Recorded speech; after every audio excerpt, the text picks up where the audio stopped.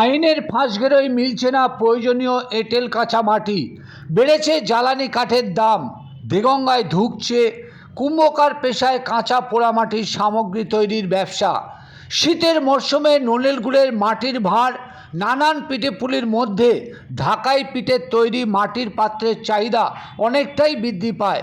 ব্যস্ততা বাড়ে কুম্ভকার পাড়ায়, তবে দেগঙ্গার বিভিন্ন পালপাড়ায় তেমন ব্যস্ততা আজ চোখে পড়ল না।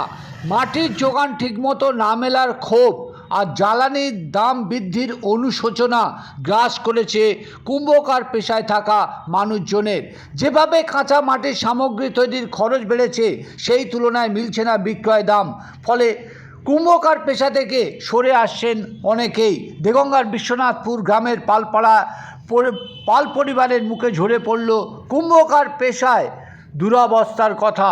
শুনুন কি জানাচ্ছেন তারা, পাশাপাশি দেখুন এখনও তারা কুম্ভকার পেশায় কাজ করে চলছে। আপনারা ছোটোবেলায় বইতে পড়েছেন কুম্ভকার, আমরা সেই কুম্ভকার।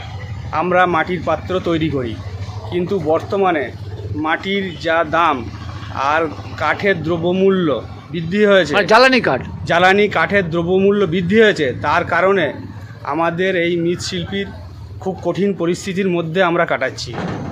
এই শীতকালে এসে ঠিক কি কি জিনিস আপনাদের চাহিদা থাকে? এই শীতকালে যেমন রসের ভাঁড়, পিঠের ঢাকাই পিঠে, এইগুলোর যে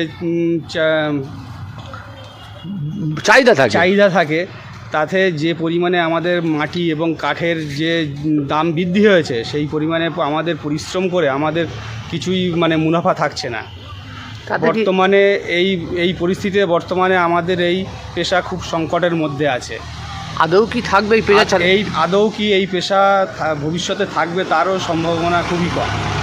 এখন বর্তমানে যা দ্রব্য মূল্য বৃদ্ধি হয়েছে, তার কারণে নতুন প্রজন্ম এই পেশার মধ্যে কেউ আসতে চাইছে না। আর এতে আপনারা জোড়াতালি দিয়ে চালাচ্ছেন? হ্যাঁ, আমরা কোনো রকমের জোড়াতালি দিয়ে চালাচ্ছি। বিকল্প ব্যবস্থা নেই? তাই বিকল্প ব্যবস্থা আমরা এখন আমরা এই বয়সে এসে এখন বিকল্প কোনো পরিস্থিতির মধ্যে যেতে পারছি না, যার কারণে লসের মধ্যেও আমরা এইগুলো চালিয়ে যাচ্ছি। এখন এই যে ঢাকাই পিঠে তৈরি করতে এই সময় কোন ঢাকাই পিঠে কোনটা বেশি চাহিদা হয়? হ্যাঁ, বর্তমানে আমাদের এই ঢাকাই পিঠে, এই পিঠে সাজগুলোর চাহিদাটা বেশি আছে, রসের ভাঁড়ের চাহিদাটা বেশি আছে। কিন্তু আপনারা তৈরি করে মিলছে না মুনাফা? আমরা তৈরি করে সেই মুনাফা পাচ্ছি না। আপনার নাম কি? আমার নাম শত্রুঘ্ন পাল, বিশ্বনাথপুর ক্যাম্প।